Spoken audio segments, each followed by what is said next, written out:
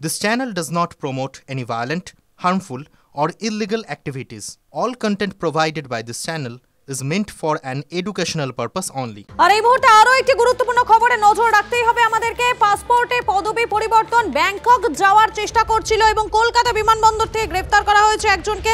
আগেই বাজেয়াপ্ত করা হয় উত্তরপ্রদেশের গুলাব ওঝা তার পাসপোর্ট। রঞ্জিত রয়েছেন আমাদের সঙ্গে। রঞ্জিত, বিস্তারিত জানাও।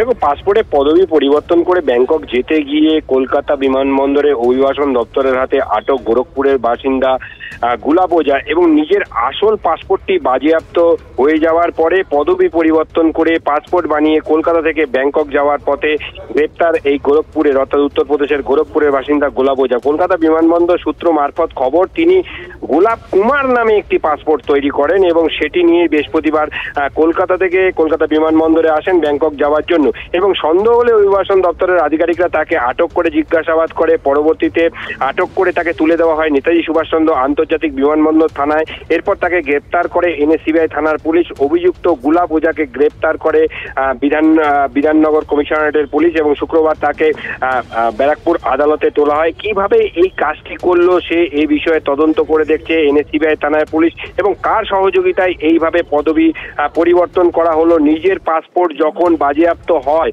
অর্থাৎ তিনি এর আগে একাধিকবার ব্যাংকক গিয়েছিলেন এবং ব্যাংকক যাওয়ার পরে তার পাসপোর্টে বেশ কিছু ত্রুটি দেখা দিয়েছিল, সেই কারণে অভিবাসন দপ্তরের হাতে সেই পাসপোর্টটি বাজেয়াপ্ত হয়েছিল এবং তারপরে সে তার পদবিটা পরিবর্তন হলো কি করে, কার সহযোগিতায় সেই পদবি। একেবারেই ধন্যবাদ রঞ্জিত।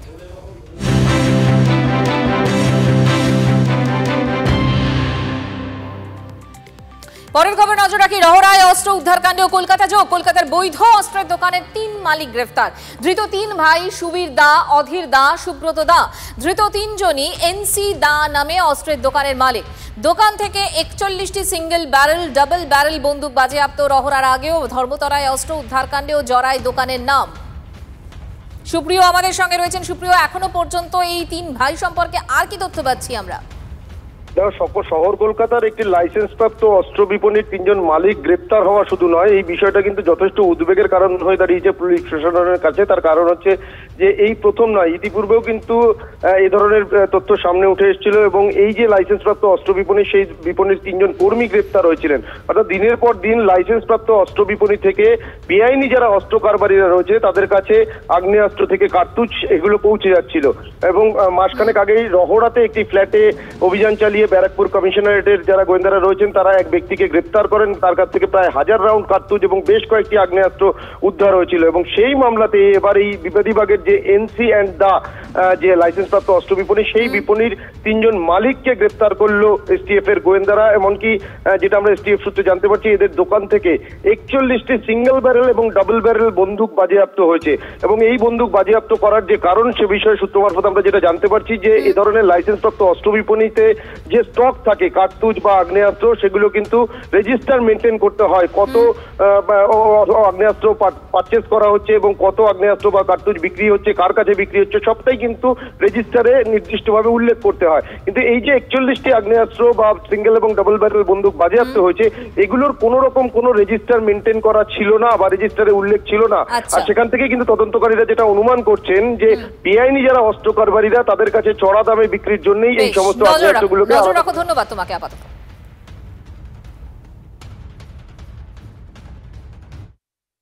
শুনে আমি একদম তাজ্জব বনে গেছি যে এরকম ঘটনা হতে পারে কিভাবে।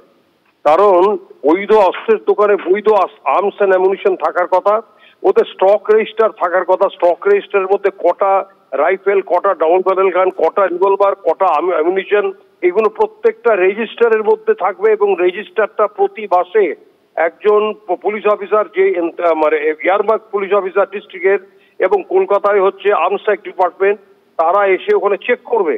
সুতরাং এটা না হওয়ার ফলে ওরা এইসব অবৈধ অস্ত্রশস্ত্র, অবৈধ অ্যামুনিশন, অবৈধ গুলি, এগুলো কি, এগুলো কারণটা হচ্ছে এগুলো অবৈধ পারপাসেই ব্যবহার হবে।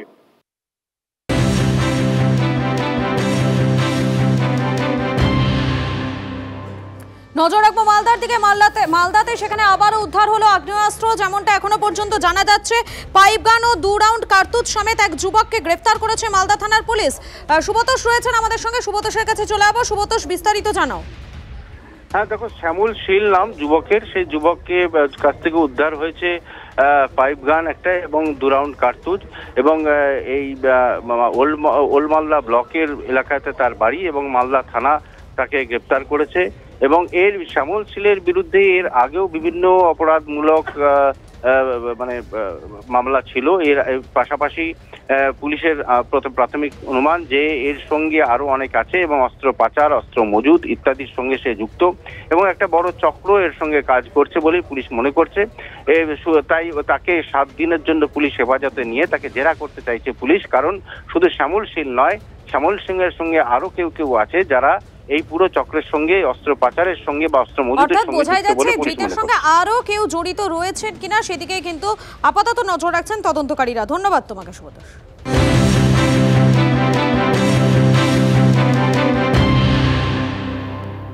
মালদার পর মুর্শিদাবাদ লালগোলায় বিডিওর আবাসনে হামলা, এখনো অধরা দুষ্কৃতীরা। রাতের অন্ধকারে বিডিও আবাসনে হামলা, প্রকাশ্যে সিসিটিভি ফুটেজ। ওই আবাসনে পরিবার নিয়ে থাকেন জয়েন্ট বিডিও সহ একাধিক সরকারি এই অফিসাররা। সেই ছবি আপনাদেরকে আমরা দেখাচ্ছি, সিসিটিভি সেই ছবি আপনাদের সামনে। কৌশিক এই মুহূর্তে আমাদের সঙ্গে রয়েছেন, আমাদের প্রতিনিধি কৌশিক। এরা কারা এই ঘটনার পেছনে? এখনো পর্যন্ত পুলিশ কি বলছে, কি জানতে পারছো তুমি?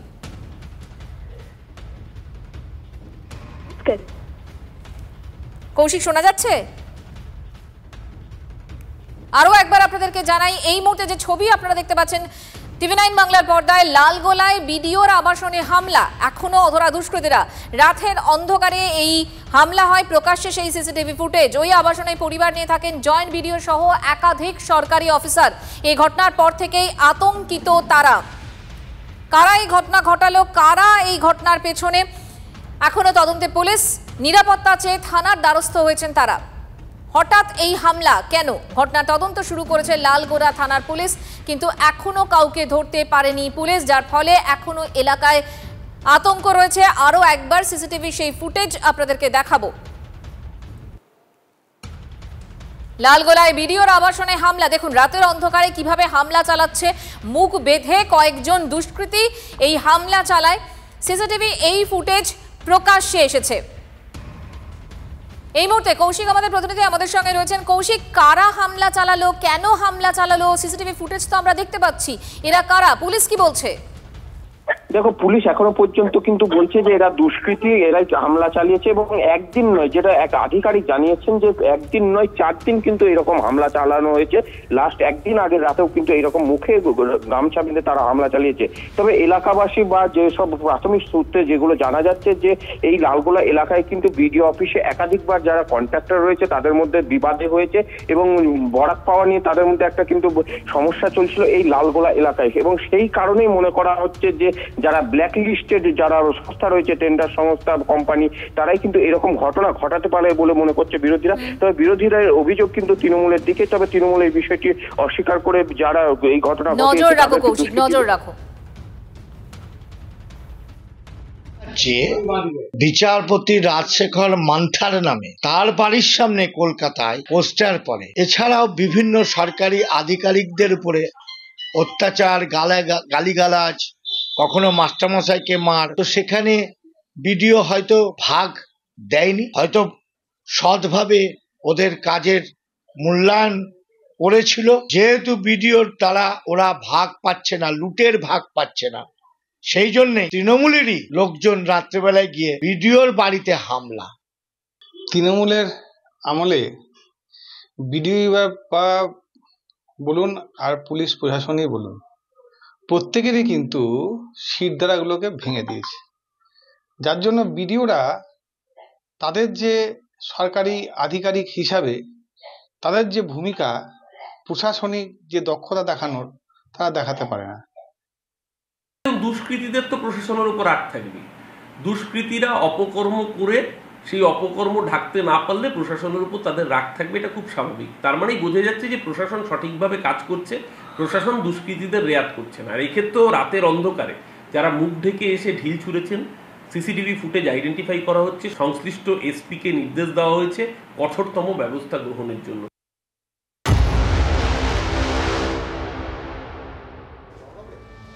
অশান্তি থামাতে গিয়ে এবারে আক্রান্ত হলো খোদ পুলিশ কর্মীরাই। মুর্শিদাবাদের ফারাক্কা এলাকার ঘটনা। পুলিশের গাড়ি ঘিরে ধরে সেখানে রীতিমতো বোমাবাজি করা হয় বলে অভিযোগ উঠে আসছে। আহত হয়েছেন 3 পুলিশ কর্মী। স্থানীয় 2 প্রতিবেশীর মধ্যে গন্ডগোলকে কেন্দ্র করে রণক্ষেত্র চেহারা নেয় এলাকা। ঘটনাস্থলে পৌঁছতেই পুলিশকে লক্ষ্য করে শুরু হয় বোমাবাজি। বোমার আঘাতে জখম হন 3 পুলিশ কর্মী। তারা হাসপাতালে চিকিৎসাধীন। স্থানীয় সূত্রে খবর, প্রতিবেশীদের মধ্যে বচসা চলাকালীন পরিস্থিতি অগ্নিগর্ভ হয়ে ওঠে। ঘটনার জেরে আতঙ্ক ছড়িয়ে পড়ে এলাকায়। 2 জনকে গ্রেফতার করেছে পুলিশ। বিভিন্ন জায়গায় যে পুলিশ অফিসাররা সাধারণ মানুষের নিরাপত্তায় নিয়োজিত থাকবে, তারাই দিকে দিকে আজকে আক্রান্ত হচ্ছে। তার একটাই কারণ যে মানুষ জাস্টিস পাচ্ছে না। তারা দলদাসে পরিণত হয়েছে। শাসক দলের অঙ্গুলি হলনে, রাজনৈতিক নেতাদের অঙ্গুলি হলনে আজকে এক সংখ্যক পুলিশ চলছে। এটাই হচ্ছে মেইন কারণ। এই জিনিসটা আগামী দিনে একটা অগ্নিগর্ভ পরিস্থিতির সৃষ্টি হবে এবং আজকে আপনাকে বলে দিচ্ছি এমন একটা পরিস্থিতি হবে যে সেই পরিস্থিতিকে আজকে ওখান থেকে মুক্ত হওয়ার জন্য মিলিটারিকে, প্যারামিলিটারিকে ডাকতে হবে।